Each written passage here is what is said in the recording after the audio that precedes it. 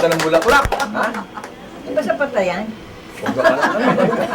Isa patayan ba sa mga building sa Makati? Yan ngayon ang mga ginagamit ng bulaklak. Hindi ka, klase. Paklas yan. Ano, Mi? Ano, ribbon cutting na? Okay, oh.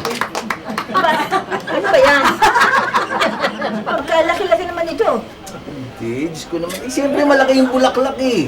Eh, pwede pati ikaw kasama kong gugupitin Hindi ito na, sige eh. na, okay.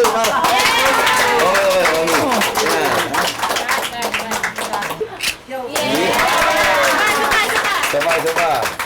Para kang robot maglakad. Okay. Okay? Yeah!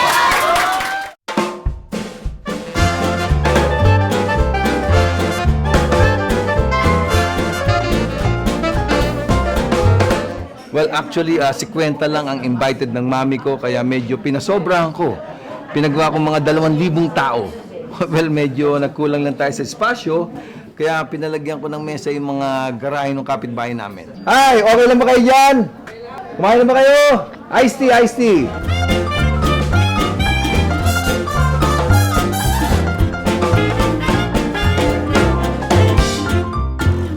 Salamat sa Panginoon at ay nakaligtas.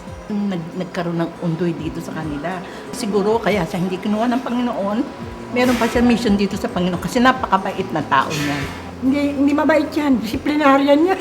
Takot lahat ng mga anak ko. Pero nakabuti naman. Dahil kung di sa kanya, walang matuwid na anak ko.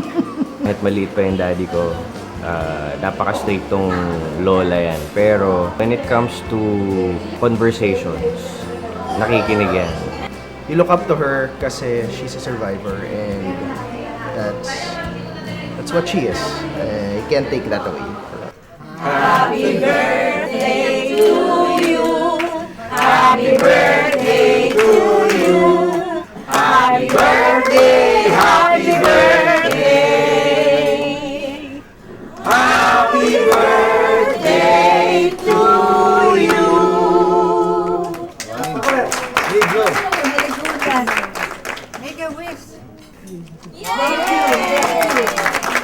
Salamat sa Diyos. Binigyan pa tayo ng ganitong bonus. Happy birthday! I'm so happy for you. Alam ko yung wish mo to see the world. Sana nga we'll go see the world together. Take care of yourself and many more birthdays to come. We love you. Mami, be healthy. Maigsi lang po ang buhay. Sana po, habulin po natin yon. Happy 18th ba? 18? If you feel 18, feel 18. Okay lang yan. Mabuhay ka. May yung mana ko, ha?